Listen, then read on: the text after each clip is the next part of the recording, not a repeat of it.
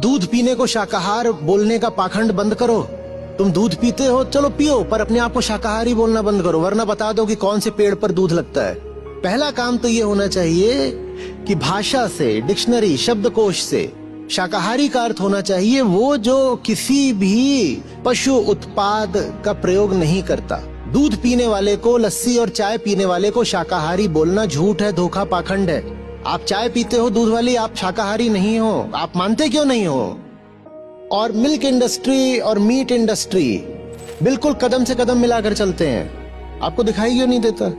भारत चूंकि दुग्ध उपयोग में अग्रणी है, इसीलिए जितना यहाँ से मीट एक्सपोर्ट होता है उतना शायद दुनिया किसी देश से नहीं। हम कभी पहले नंबर पे रहते हैं, कभी दूसरे नंबर पे, किसी साल तीसरे पर आ जाते हैं, पर इसी पे रहते हैं हम, पहले दूसरे तीसरे नंबर पर रहते हैं हर साल। सिर्फ कंजम्पशन में नहीं, एक्सपोर्ट में। बताओ, काटने के लिए इतनी भैंसें मिलती कहाँ से हैं कि बीफ एक्सपोर्ट में हम नंबर 1 पर आ जाते हैं? कहाँ से आती हैं इतनी भैंसें? ये वही भैंसें हैं जिनकी आप चाय पी रहे हो।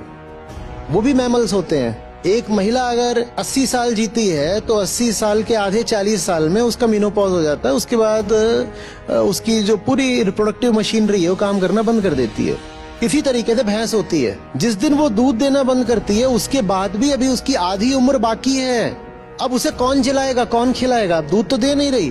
तो जिस दिन उसने दूध देना बंद किया, उसका मेनोपॉज हो गया, उसका क्या किया जाएगा? उसको काट दिया जाएगा। वही सारा मांस एक्सपोर्ट होता है।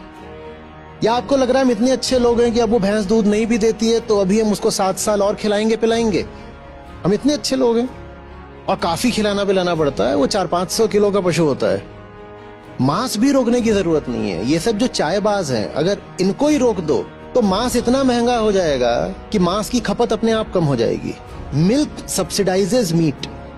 आप दूध पी पी करके मांस की खपत को प्रोत्साहन दे रहे हो और अपने आप को बोलते हो मैं तो धार्मिक हूँ। धार्मिक उत्सवों पर और धार्मिक जगहों पर भी जाकर दूध का इस्तेमाल कर रहे हो। इसीलिए आपको बार बार बोलता हूँ दूध का रंग लाल है, समझो ना।